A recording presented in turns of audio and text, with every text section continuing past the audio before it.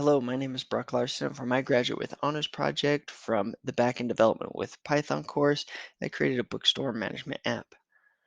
This app is not intended to be used as an online shopping center tool, but rather as a management software that a small local bookstore owner might use to run their shop. This app uses the Django framework with Python, and in this app, it's just going to create a table that's going to show some of the basic book information from the books that are stored in a SQL database. It also has various features such as removing a book. And when I run any of these features, it's going to send a HTTP request to my database to update any of that information. I can also come here and I can edit any of the information of the books, as well as mark a book as purchased. In addition, I can come up here and I can change the view to select which books I would like to see. So I can see, for example, just the books that have been purchased. One of the biggest challenges with this was implementing the sorting and filtering feature. And the reason that that was difficult was because every time I came here to sort, it's going to have to get a GET request from the database. And depending on how many books there are, that can take a lot of time every single time you filter or sort. The way I overcame this was when I initially get that information from the database, I store a local copy, and then when I come here to sort the information, then it's just having to rearrange these rows with my local copy rather than have to make a request to the database. Likewise, I can search for specific books and it's going to be accomplished in the same manner.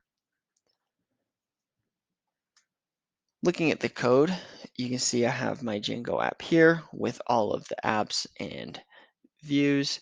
So I have my books, I have my bookstore, which is the main app, and then my users. I also have the templates for running the main user interface as well as static, which is going to have the images as well as my styling resources. The three main files that are used are these three. First, there's the models app that has my book and author model.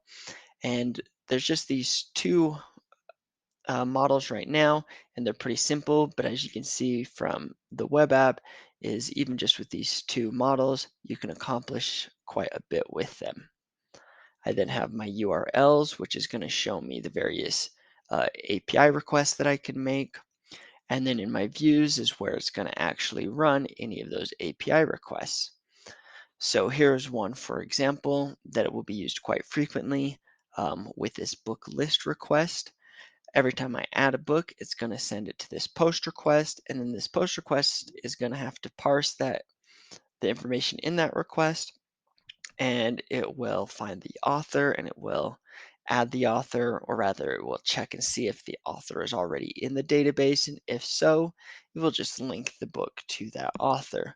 If not, then it will also create a new author and then link that new creation to the book. It'll then get all of the book information here and add the book to the database as well. And similar effects are achieved with the other API requests. In the future, I would like to implement a feature that allows the bookstore owner to add customers. And so then the bookstore owner can track customer purchases or even add credit to the customer in case they sell a book or something to the bookstore. So they have a credit to use towards future purchases. And that's the next project that I'm going to be working on further after now that I've completed the course is implementing that. So thank you for reviewing this project with me, and please tune back in later to my GitHub if you are interested in seeing the updated version with the customers that will be added moving forward. Thank you.